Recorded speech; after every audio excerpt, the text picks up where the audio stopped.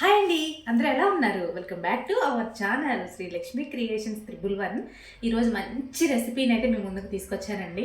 పాతకాలం వంటకమైన ఎప్పుడు కార్తీక మాసంలో ట్రెండింగ్లో ఉండే వంటకాన్ని మీ దగ్గరికి అయితే తీసుకొచ్చేసాను. ఏదైనా ఒక వంటకం అయితే అప్పుడు తిన్నాము, అప్పట్లో వండుకునే వాళ్ళు ఇప్పట్లో వండుకోలేదు అని చెప్పి అంటాం కదా. అలా కాకుండా ఇది ప్రతి కార్తీక మాసంలో ట్రెండింగ్లో ఉండే ఫుడ్ అండి. మనకి అంటే వంటకం అనమాట. అది ఏంటి అనేది, ఈ రెసిపీ పేరేంటో మీకు చెప్తాను. పేరే చాలా డిఫరెంట్గా ఉంటుంది, చాలా బాగుంటుంది కర్రీ. కార్తీక మాసం పూజలు చేసే ప్రతి ఒక్కరూ కార్తీక మాసంలో ఈ కూరని తింటారండి. ఈ కూర ఏంటి అంటే కంద అలాగే బచ్చల కూర కలిపి వండుతారండి. ఆవు పిండి పెట్టి వండుతారు. ఇక్కడ చూస్తున్నారు కదా, ఇది బచ్చల కూర. మా చెట్టుకు ఉన్న బచ్చల కూర కట్ చేసుకొచ్చానండి ఇప్పుడే నేను ఫ్రెష్గా. చాలా అంటే చాలా బాగుంటుంది ఫ్రెష్గా చేసుకుంటే. అలాగే ఇది కందగడ్డ అండి, మీరు చూస్తున్నారు కదా. దీన్ని ఎలా కట్ చేసుకోవాలి, ఎలా వండుకోవాలి అనేది నేను మీకు చెప్తాను. ఇది కార్తీక మాసంలో తినాలండి. ప్రతి ఒక్కరూ కార్తీక మాసంలో కందగడ్డ అలాగే ఇది మనకి బచ్చల కూర ఈ రెండు కలిపి కర్రీ చేసుకొని తింటారండి. అందులోనే కొంచెం మనం డిఫరెంట్గా ఆవుపిండి వేసి వండుదాం. దీని పేరు వచ్చేసి ఆవుపిండి కందగడ్డ బచ్చల కూర కర్రీ అండి. చాలా అంటే చాలా బాగుంటుంది. అలాగే ఇంకొక ఇన్ఫర్మేషన్ అండి, ఇప్పుడు కార్తీక మాసంలో స్వామ్మాలు వేసుకుంటారు కదా, వాళ్ళకి మనం భిక్ష పెడుతూ ఉంటాం కదా. కార్తీక మాసంలో భిక్ష పెట్టినప్పుడు ఏం చేయాలంటే కందని అలాగే బచ్చల కూరని కలిపి వండి స్వాములకు భిక్షలో వడ్డించామనుకోండి, వాళ్ళకి కొత్త రెసిపీని మనం పరిచయం చేసినట్టు అవుతుంది. వాళ్ళు కూడా కార్తీక మాసంలో తిన్నట్టు అవుతుంది. ఎందుకంటే కార్తీక మాసంలో తినాలి కదా, అందుకని చెప్పేసి ఇలా ప్లాన్ చేసుకుంటే చాలా బాగుంటుంది. అలాగే ప్రతి ఒక్కరు ఈ కూరని తినొచ్చండి. ఎందుకు, కార్తీక మాసంలో పూజలు చేసుకుంటాం కదా, అప్పుడు మనం ఉల్లిపాయ వాడరండి చాలామంది. ఉల్లిపాయ అలాగే వెల్లుల్లిపాయ వేసుకోరు, అల్లం వెల్లుల్లి పేస్ట్ కూడా వాడరు కదా.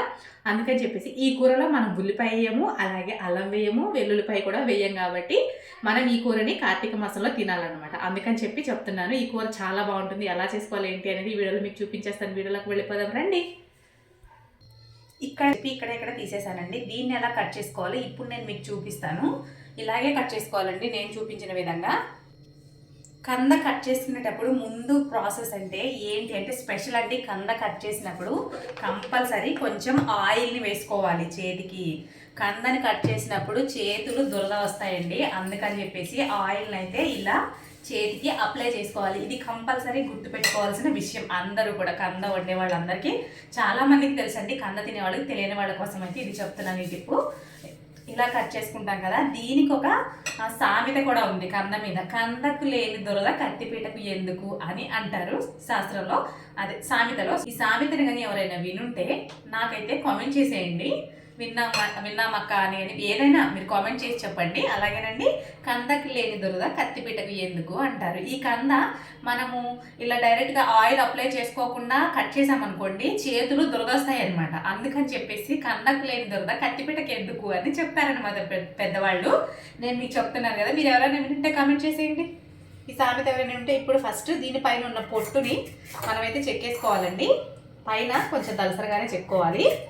ఇది మట్టిలో ఉంటుంది కాబట్టి గడ్డ మొత్తం మట్టిగా ఉంటుంది. ఈ రకంగా పొట్టంతా తీసేసుకోవాలి, పైన ఉన్నదంతా ఇలా అయితే చెక్కుకోవాలి. నేను ఎక్కువ కత్తిపీటనే వాడతాను, మీరు చూసే ఉంటారు కొన్ని వీడియోలో. నేను డైరెక్ట్గా మీకు కట్ చేసి చూపిస్తాను కదా. ఇది ఎందుకు కట్ చేసి చూపిస్తున్నానంటే ఇది ప్రాసెస్ ఇలా ఉంటుంది కదా. నేను కట్ చేసేసి పెట్టేసి మీకు చూపిస్తే తెలియదు కదండి కొత్తగా వండుకునే వాళ్ళకి. అందుకని చెప్పేసి నేను ముందే డైరెక్ట్గా మీ ముందే కట్ చేసి చూపిస్తున్నాను. ఇలాంటి కందని మొత్తం పైన పొట్టునంతా తీసేసుకోవాలి. చిన్న ముక్కలుగా కట్ చేసుకోవాలి. మనం బంగాళదుంప కర్రీ వండుకుంటాం కదా, అలాగా చిన్నగా కట్ చేసుకోవాలి.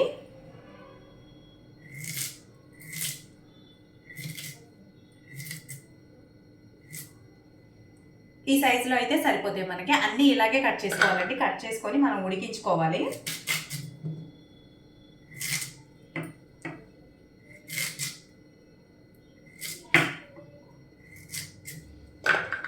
బచ్చల కూర హెల్త్కి చాలా మంచిదండి. నేను మా చెట్టుకు ఉంటే కోసుకొచ్చాను బయట. మీకు ఇప్పుడు చూపిస్తాను ఎంత పెద్ద ఆకులు వచ్చినాయో. అది ఒక్కసారి బచ్చల కూర తీయగానే మనం నాటుకున్నాం అనుకోండి, అది ఎప్పటికీ చచ్చిపోదండి. ఎప్పుడు చిగురు వస్తానే ఉంటుంది అన్నమాట దానికి. బచ్చల కూర ఫ్రెష్గా మనం పప్పులో అప్పటికప్పుడు వేసుకుంటే చాలా అంటే చాలా బాగుంటుంది. వీలైన వాళ్ళు, ప్లేస్ ఉన్న వాళ్ళు ఒక తీగనైతే తెచ్చుకొని నాటుకోండి. తొందరగా బతుకుతుంది, ఎక్కువ రోజులు మనకి ఎప్పుడు ఆకుకూర అనేది వస్తూనే ఉంటుంది. నూనె అప్లై చేసుకుని రాసుకోవాలండి, లేదంటే దురద వస్తుంది అనమాట చేతులు మనకి.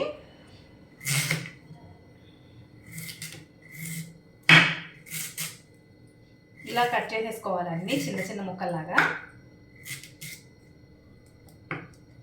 కందకి లేని దురద కత్తి పీటకు ఎందుకు అని అంటారండి. ఇది సామెత, ఎవరైనా వినుంటే కామెంట్ చేసేయండి.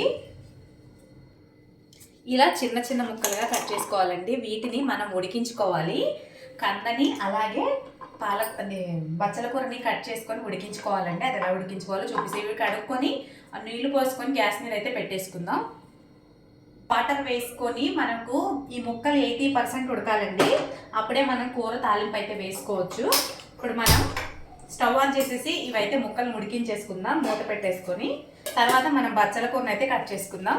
మా చెట్టుకు కాసిన బచ్చల కూర చూసారా ఎంత పెద్ద పెద్ద లీవ్స్ వచ్చినాయో. మనం మార్కెట్లో కొనుక్కుంటే చిన్న చిన్నగా ఉంటాయి. మనం వృత్తి నీళ్లు పోసి పెంచినా కూడా బచ్చల కూర బతుకుతుందండి. ఆర్గానిక్గా పండుతుంది అన్నమాట. ఇది చూస్తున్నారు కదా. వీటిని అయితే శుభ్రంగా కడుక్కొని కట్ చేసుకుందాం. ఇలా కట్ చేసి పక్కకు పెట్టుకుందామండి. 70% ఉడికిన తర్వాత ముక్కలు ఒక 5 నిమిషాలు మాత్రమే ఇది వేసుకొని ఉడికించుకోవాలి. ఏమైనా మనకి ఆకుకూర మీద ఏమైనా పురుగులు అలాంటివి ఉంటే వేడి నీటిలో కొంచెంసేపు ఉంచంగానే అవన్నీ చచ్చిపోయి దాని మీద క్రిములు ఏమైనా ఉంటే పోతాయండి. అందుకని చెప్పేసి ఒక 2-3 నిమిషాలు ఇట్లా వేసుకుందాం. వేసుకొని తీసేద్దాం వెంటనే. తర్వాత మనకి ఏమేమి కావాలనేది చెప్తానండి.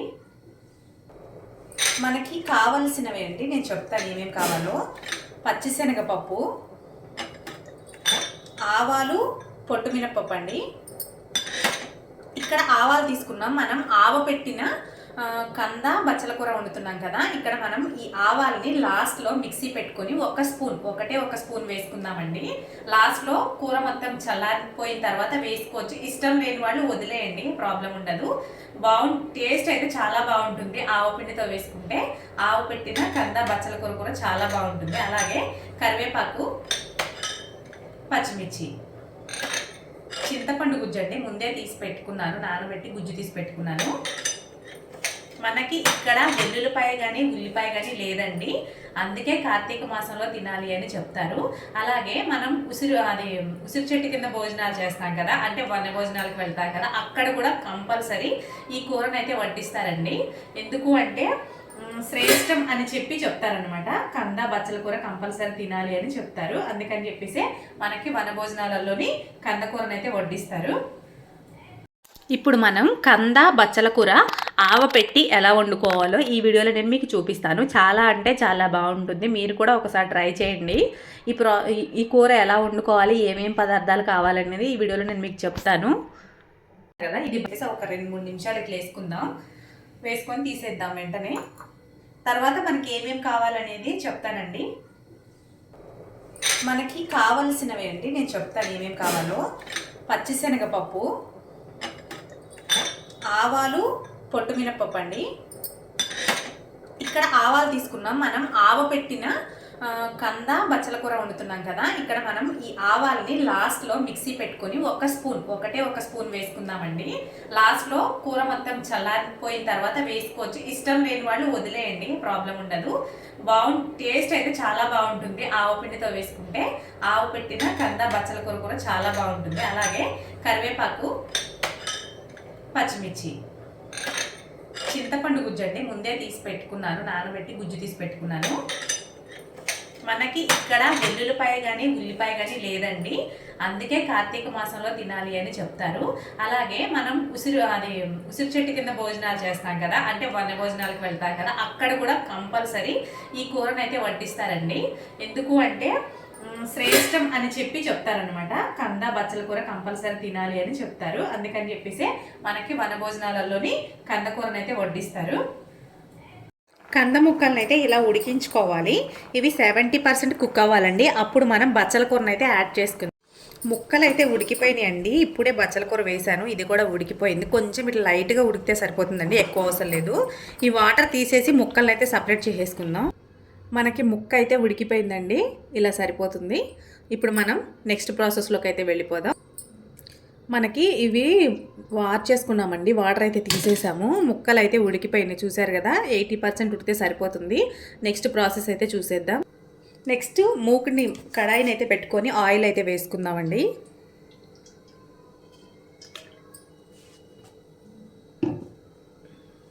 తర్వాత మనం తీసుకున్న తాలింపు దినుసులను అయితే వేసుకుందాం. ఒకటొకటి వేసుకొని వేయించుకుందామండి, దోరగా వేగాలి. ఆవాలు, పొట్టు మినపప్పు అండి. పొట్టు మినపప్పు వేసుకోవడం వల్ల చాలా బాగుంటుందండి తిన్నప్పుడు. మనం డైరెక్ట్గా మినపగుళ్ళు వేసుకునే దానికంటే పొట్టు మినపప్పు టేస్ట్ ఎక్కువ వస్తుందన్నమాట. అందుకని చెప్పి నేను ప్రతి దాంట్లోని పొట్టు మినపప్పే వేస్తాను. ఇవి కొంచెం వేగిన తర్వాత మనం పచ్చిమిర్చిని కూడా వేసేసుకుందాం.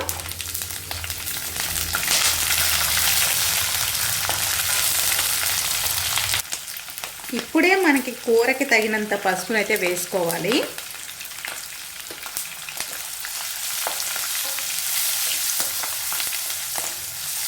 తాలింపునంతా దోరగా వేయించుకోవాలండి. చూసారు కదా, ముక్కలను వేసుకున్న తర్వాత మనం ఇలా కదిపినప్పుడు ముక్కలు విరిగిపోతున్నట్టు కనిపిస్తున్నాయి కదా, ఇలాగే అవ్వాలండి. ముక్క చెక్క కింద ఉంటుందన్నమాట మనకి కూర. అంటే మెత్తగా అక్కడక్కడ ముక్క తగులుతూ, ఇందులో మనం చింతపండు పులుసుని వేసుకుంటాం కాబట్టి నోటికి పుల్లగా చాలా అంటే చాలా బాగుంటుంది. మీరు కూడా ఒకసారి ట్రై చేయండి. ట్రై చేసి మీకు ఎలా వచ్చింది అనేది కామెంట్ సెక్షన్లో తెలపండి. మనకి కార్తీక మాసం ఆఖరి లాస్ట్కి అయితే వచ్చేసాం కదా, వీలైన వాళ్ళు వీలైనంత వరకు ఈ కార్తీక మాసంలోనే వండుకోవడానికి ట్రై చేయండి. నాకు ఈ వీడియో పెట్టడానికి కొంచెం టైం అయితే పట్టింది. మేము ఆల్రెడీ వండుకున్నామండి, వండుకొని తిన్నాము. కానీ మీ అందరికీ చూపించాలనిపించి వీడియో అయితే చేస్తున్నాను. ఇలా మగ్గిపోయిన తర్వాత చూసారు కదా, కరెక్ట్గా అయితే మగ్గిపోయింది. అక్కడక్కడ ముక్కల కింద ఇలా అయితే కనిపిస్తుంది కదా. ఇప్పుడు మనం తీసుకున్న చింతపండు గుజ్జుని ఇందులో వేసుకోవాలండి. నోటికి పుల్లగా చాలా బాగుంటుందండి ఈ కూర.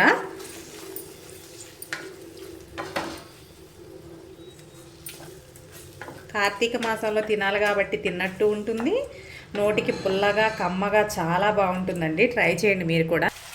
ఇందులో కొంచెం కారాన్ని వేసుకుందామండి. కొంచెమే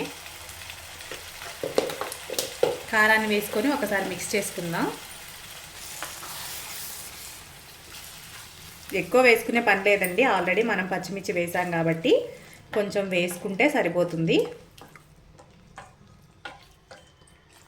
ఈ కూర ఎంతమంది వండుకొని టేస్ట్ చేశారో కామెంట్ చేయండి. కంద ఇష్టం ఉన్న వాళ్ళు కూడా కామెంట్ చేసేయండి. ఇక్కడ చూస్తున్న విధంగా మీకు ఆయిల్ పైకి తేలుతుంది అంటే మనకి కూర రెడీ అయిపోయినట్టేనండి. చూస్తున్నారు కదా, అక్కడక్కడ ఇలాగా మనకి బబుల్స్ లాగా వస్తున్నాయి కదా, మనకి కూర అయితే రెడీ అయిపోయినట్టే. కంద అలాగే మనకి బచ్చల కూర రెడీ అయిపోయింది. ఆవ పెట్టిన కంద బచ్చల కూర రెడీ కదండి మనం చేసిన వంట. ఇప్పుడు మనం ఇది చల్లార్చుకోవాలి. స్టవ్ ఆఫ్ చేసేసి చల్లార్చుకోవాలండి. అప్పుడే మనకి ఆవపిండి వేసుకోవాలి. ఎప్పుడైనా సరే మనం కంద బచ్చల కూర వండుకున్నప్పుడు కొంచెం ఆవపిండిని వేసుకుంటే టేస్ట్ అనేది చాలా బాగుంటుంది. చూడండి ఎంత బాగా ఉడుకుతుందో, ఎంత బాగా కనిపిస్తుందో. చూస్తేనే అన్నం పెట్టుకొని కొంచెం కూర వేసుకొని తినాలని అనిపిస్తుంది కదా మీకు కూడా. నాకు కూడా అలాగే అనిపిస్తుందండి. మనమైతే స్టవ్ ఆఫ్ చేసేసుకుందాం. ఇది మొత్తం చల్లారాలండి. చల్లారిన తర్వాత మాత్రమే మనం ఆవపిండిని కలుపుకోగలము. లేదు మనం ఇప్పుడు కంగారు పడి గోరువెచ్చగా ఉన్నప్పుడు కలిపేసామనుకోండి, ఆవపిండి చేదొచ్చేస్తుందండి. చేదొచ్చేసి కూర అంతా పడేయాల్సి వస్తుంది. అందుకని చెప్పేసి చల్లార్చిన తర్వాత మాత్రమే మనం ఆవపిండిని కలుపుకుందాం. మనకి కంద బచ్చల కూర అయితే రెడీ అయిపోయిందండి. మనం ఆవపిండిని అయితే కలుపుకుందాం. ఇందులో మనం మిక్స్ చేసి పెట్టిన ఆవపిండిని కొంచెంగానే తీసుకోవాలి, ఎక్కువగా వద్దు, చేదైపోతుంది అనమాట కర్రీ. ఇంత అయితే సరిపోతుందండి, సరిపోతుంది. ఇది వేసేసి బాగా కలుపుకోవాలండి. అంటే పౌడర్ అంతా మిక్స్ అవ్వాలన్నమాట మనకి. అందుకని చెప్పేసి ఇలా బాగా కలుపుకోవాలి. చేతితో కలుపుకుంటే ఇంకా బాగా కలుస్తుంది. నేనైతే ఇక్కడ ఈ గరిటను యూజ్ చేసి కలుపుతున్నాను కదా ఈ చెక్కని. ఇలా కలుపుకున్న తర్వాత వేడివేడి అన్నంలో కొంచెం నెయ్యి వేసుకొని ఈ కూర వేసుకొని తింటే చాలా అంటే చాలా బాగుంటుందండి. అసలు చెప్పని అవసరం లేదు, తిన్న వాళ్ళకి తెలిసే ఉంటుంది ఆల్రెడీ ఈ టేస్ట్. ఇది ఎలా వచ్చిందో కామెంట్ సెక్షన్లో కామెంట్ చేసి చెప్పండి. అలాగే ఈ ఆవపిండి పెట్టిన మనం కందకూరనైతే ఇప్పుడు మనం మధ్యాహ్నం చేసుకున్నాం అనుకోండి, సాయంత్రానికి చాలా అంటే చాలా బాగుంటుందండి. అంటే ఆవపిండి వచ్చేసి మనకి కూరకంతా పట్టి ఎంత బాగుంటుందో చెప్పండి. అసలు మామూలుగా మనం ఆవకాయ కలిపినప్పుడు కూడా కొంచెం చేదుగా ఉంటుంది. మనం కొత్త ఆవకాయ కలుపుకున్నప్పుడు 3 days తర్వాత దాని టేస్ట్ వేరే లెవెల్ అని చెప్పొచ్చు. అలాగే ఇది కూడా అంతేనండి. ఆవపిండి కలిపినప్పుడు ఇది కొంచెము దీనికి పట్టుకోవాలన్నమాట. ఆవపిండి కూరకి పట్టుకోవాలి, బాగా నాని దాని ఫ్లేవర్ అంతా బయటికి వదులుతుంది అనమాట. వదిలినప్పుడు ఈ కూరకి అనేది ఆ ఫ్లేవర్ పడుతుంది. పట్టినప్పుడు చాలా అంటే చాలా బాగుంటుంది. మీరు ఎవరైనా ట్రై చేయండి. ట్రై చేసి ఎలా వచ్చిందో కామెంట్ సెక్షన్లో కామెంట్ చేసి చెప్పండి. అలాగే నా వీడియో మీకు నచ్చితే లైక్ చేయండి, షేర్ చేయండి, సబ్స్క్రైబ్ చేయండి. మరిన్ని మంచి వీడియోస్ కోసం నా ఛానల్ని సపోర్ట్ చేయండి. మనం వండిన కంద బచ్చల కూర ఎలా వచ్చిందో రైస్లో కలుపుకొని చూసి చెప్తారండి. ఎలా కుదిరింది ఏంటి అనేది తెలుస్తుంది మనకి. మనం ఎలాగ ఎప్పుడు వండుకుంటాం కాబట్టి చాలా అంటే చాలా బాగా వండుకోవచ్చండి. మనం ట్రై చేసినప్పుడు రాకపోయినా మళ్ళీ మళ్ళీ వండుతుంటే ఏదైనా సరే రోజు రోజుకి ఇంప్రూవ్మెంట్ పెరుగుతుంది కదా. కొత్త వాళ్ళు నేర్చుకునే వాళ్ళు అయ్యో నాకు రాలేదు అని ఫీల్ కాకుండా ట్రై చేస్తూ ఉండండి. కొంచెంతో ట్రై చేస్తూ ఉంటే ఏదైనా మనం సాధిస్తాం కంపల్సరీ. అలాగే ఈ కర్రీ ఎలా వచ్చింది, ఉప్పు అది సరిపోయిందా లేదు ఈ వీడియోలో నేను చెప్తాను.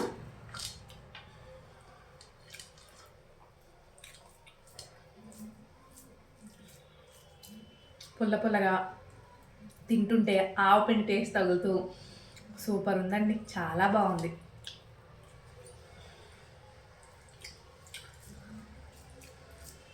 కార్తీక మాసంలో తినాలి కాబట్టి కంపల్సరీ అందరూ వండుకోండి. కార్తీక మాసం మనకి ఎండింగ్కి వచ్చేసాం కదా, అందుకని చెప్పేసి ఈ లోపల ఎవరైనా వీడియో చూస్తే ట్రై చేయండి. కంద మనకి మార్కెట్లో బాగా దొరుకుతుంది. ఇప్పుడు కార్తీక మాసం కాబట్టి ఎక్కువగా దొరుకుతుంది. చాలామంది తినని వాళ్ళు ఎవరైనా ఉంటే వీడియో చూసిన తర్వాత వండుకోండి. ఎలా వచ్చిందో కామెంట్లో కామెంట్ చేసి చెప్పండి.